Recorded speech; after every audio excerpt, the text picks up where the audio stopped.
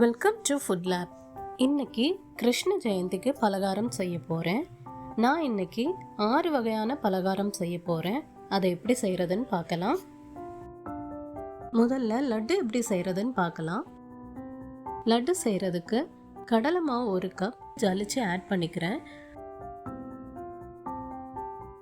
ஏலக்காய் பொடி 1/4 டீஸ்பூன், 1 பிஞ்சு சால்ட்டு, ஃபுட் கலர் 2 ட்ராப்ஸ் விட்டு எல்லாத்தையும் ஒன்று சேர மிக்ஸ் பண்ணிக்கோங்க. அதில் 1 கப் தண்ணி சேர்த்து இட்லி மாவு பதத்துக்கு மிக்ஸ் பண்ணிக்கலாம். ஒரு பேனில் எண்ணெய் விட்டு மிக்ஸ் பண்ண மாவை ஃப்ரை பண்ணி எடுத்துக்கோங்க.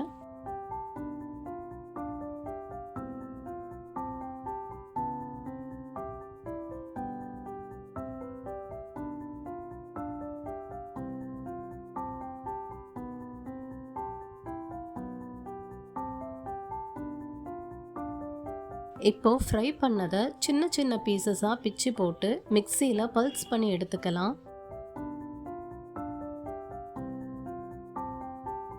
இந்த அளவுக்கு அரைஞ்சா போதும், அப்போதான் பூந்தி சைஸுக்கு கரெக்டாக இருக்கும். இப்போ ஒரு பேனில் 1/2 கப் சுகர் கூடவே 1/2 கப் தண்ணி சேர்த்து காய்ச்சிக்கலாம். கூடவே ஃபுட் கலர் 2 ட்ராப்ஸ் ஆட் பண்ணி ஸ்டிக்கி கன்சிஸ்டன்சி வர வரைக்கும் காய்ச்சிக்கோங்க. இதில் பொடி பண்ணி வச்சிருக்க பூந்தியை ஆட் பண்ணிக்கலாம்.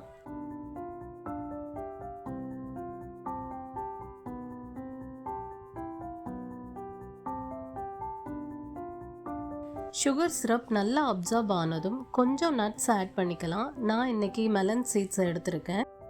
எல்லாம் நல்லா மிக்ஸ் பண்ணிவிட்டு 1 டேபிள் ஸ்பூன் நெய்யும் ஆட் பண்ணி ஸ்டவ்வை ஆஃப் பண்ணிடலாம்.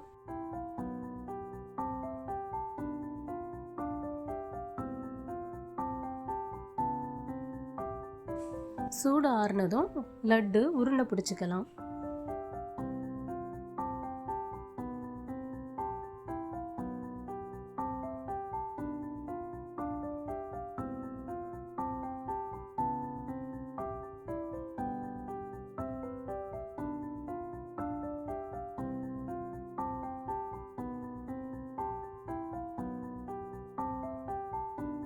அடுத்து தட்டை எப்படி செய்கிறதுன்னு பார்க்கலாம்.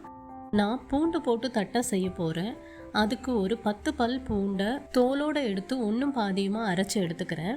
இப்போ 1 கப் நயம் அரிசி மாவை எடுத்து வறுத்து ஜலிச்சு ஆட் பண்ணிக்கிறேன். கூடவே பொட்டு கடலை மாவு 1/4 கப்பு அதையும் வறுத்து ஜலிச்சு ஆட் பண்ணிக்கிறேன். அது கூட கடலை பருப்பு 1 டேபிள் ஸ்பூன், சிறுபருப்பு 1 டேபிள் ஸ்பூன் 1 மணி நேரம் ஊற வச்சு போட்டுக்கிறேன். கருவேப்பிலை கொஞ்சம் பொடியாக நறுக்கி சேர்த்துக்கோங்க.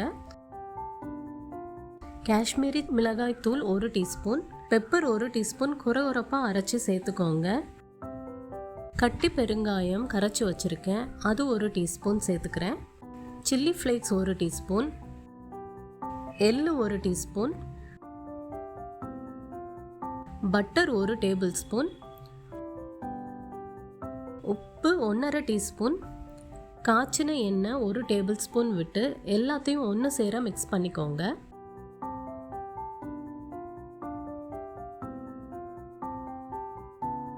இப்போ இதில் நல்லா கொதிக்கிற தண்ணியை சேர்த்து இடியாப்பத்துக்கு மாவு மிக்ஸ் பண்ணுற மாதிரி மிக்ஸ் பண்ணி எடுத்துக்கலாம்.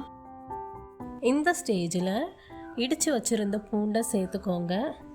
சூடு ஆறுனதும் மாவை பிசைஞ்சு எடுத்துக்கிறேன். இப்போ இந்த மாவை தட்டும்போது விரிசல் விழாமல் ரவுண்டாக தட்ட முடியணும். அதுதான் மாவு பிசைகிறதுக்கான பதம். கொஞ்சம் இலகுன சப்பாத்தி மாவு கன்சிஸ்டன்சிக்கு இருக்கணும். இந்த மாதிரி ஒரு இலை இல்லைன்னா ஒரு பிளாஸ்டிக் ஷீட்டில் எண்ணெய் தடவி தட்டி எடுத்துக்கலாம்.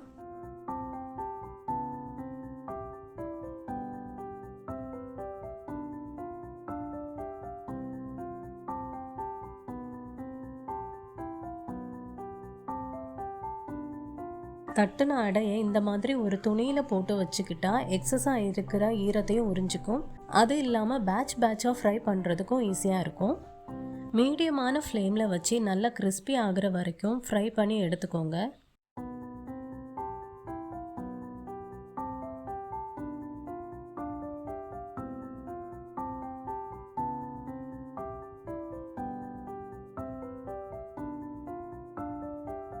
அடுத்து பட்டர் முறுக்கு எப்படி செய்கிறதுன்னு பார்க்கலாம். 1 கப் அரிசி மாவை ஜலிச்சு எடுத்து வச்சுருக்கேன். இதை வறுக்கணும்னு அவசியம் இல்லை. கூடவே 3 டேபிள் ஸ்பூன் போட்டு கடலை மாவு, உப்பு 3/4 டீஸ்பூன், கட்டி பெருங்காயத்தை கரைச்சி வச்சுருக்கேன் அதை ஒரு அரை டீஸ்பூன், ஜீரகம் 1 teaspoon, butter 1 table spoon. Butter அளவு ரொம்ப முக்கியம். கொஞ்சம் கூடனாலும் முறுக்கு பிரிஞ்சு போயிடும். எல்லாத்தையும் ஒன்று சேர நல்லா மிக்ஸ் பண்ணிக்கோங்க. இப்போ இதை தண்ணி விட்டு சாஃப்ட் சப்பாத்தி மாவு அளவுக்கு பிசைஞ்சு எடுத்துக்கோங்க.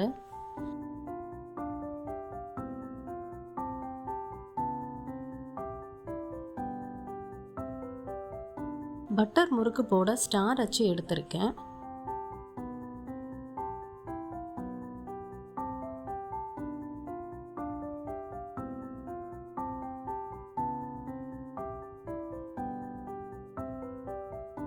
எண்ணெய் சூடாயிருச்சான்னு பார்க்க கொஞ்சமாக மாவை எண்ணெயில் போட்டு பாருங்கள். போட்ட மாவு உடனே பொரிஞ்சு மேலே எழும்பி வரணும். வந்துச்சுன்னா முறுக்கு போட ஆரம்பிக்கலாம். மீடியம் ஃப்ளேமில் வச்சு எல்லாத்தையும் ஃப்ரை பண்ணிக்கலாம்.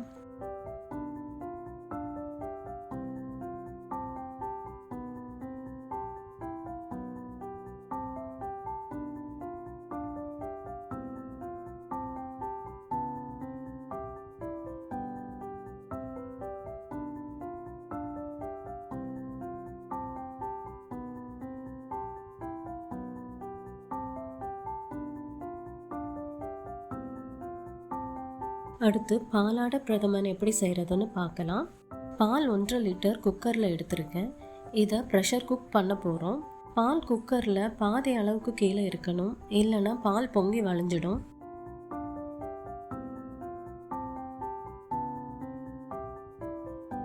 இனி பாலை நல்லா கொதிக்க விடுவோம்.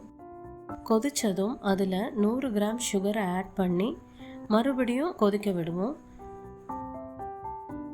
இப்போ கொதித்ததும் ஸ்டவ்வை நல்லா லோ ஃப்ளேமில் வச்சுட்டு ஒரு அரை மணி நேரம் பாலை ப்ரெஷர் குக் பண்ணி எடுத்துக்கலாம். இது ப்ரெஷர் குக் பண்ணும்போது ப்ரெஷர் ரிலீஸ் ஆகக்கூடாது, அதாவது விசில் வரவே கூடாது.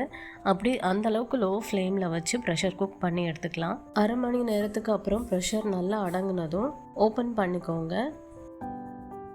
இப்போ பால் கலர் நல்லா சேஞ்ச் ஆகியிருக்கு பாருங்கள். இனி அடையை குக் பண்ண ஒரு சாஸ் பேனில் தண்ணியை கொதிக்க வைங்க.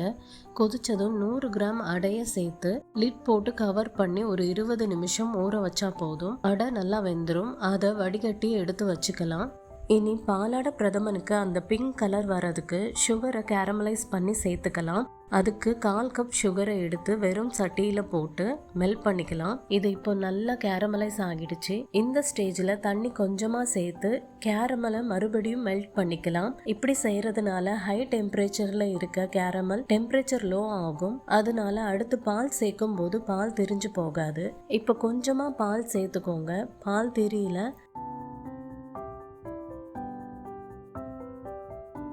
இப்போ மொத்த ப்ரெஷர் குக் பண்ண பாலையும் சேர்த்துக்கலாம்.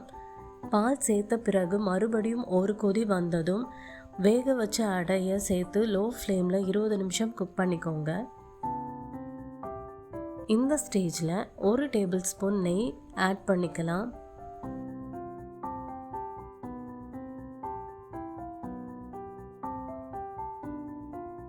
இப்போ பிங்க் பாலாடை பிரதமன் ரெடி.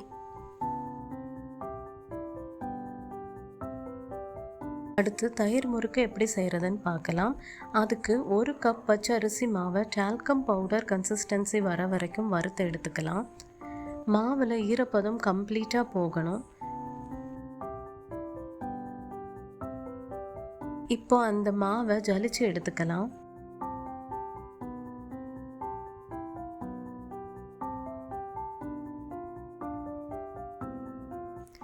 ஜலிச்ச மாவில் 2 டீஸ்பூன் மிளகாய்த்தூள், அரை டீஸ்பூன் உப்பு, எள்ளு 1 டீஸ்பூன், கட்டி பெருங்காயத்தை கரைச்சி வச்சுருக்கேன் அதை ஒரு அரை டீஸ்பூன். இப்போ இது எல்லாத்தையும் ஒன்று சேர கலந்து விட்டுக்கோங்க. கூடவே அரை கப் தயிர் சேர்த்து மிக்ஸ் பண்ணிக்கோங்க. இனி தண்ணி கொஞ்சம் கொஞ்சமாக சேர்த்து நல்ல சாஃப்ட் டோவாக பிசைஞ்சுக்கோங்க.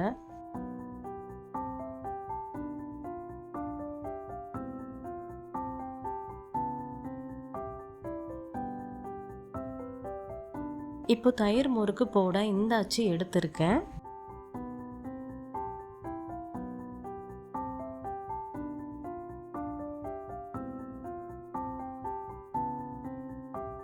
இனி எண்ணெய் நல்லா சூடானதும் மீடியம் ஃப்ளேமில் வச்சு முறுக்க பிழிஞ்சு எடுத்துக்கலாம்.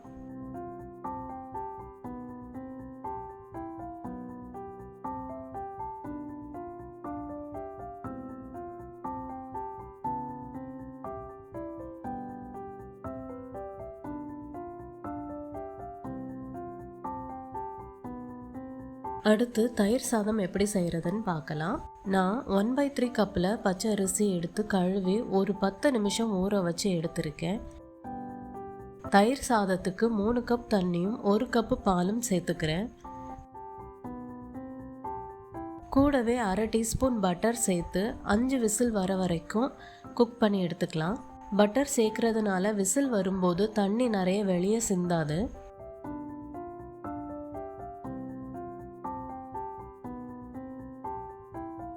ப்ரெஷர் போனதும் குக்கரை ஓப்பன் பண்ணுங்க.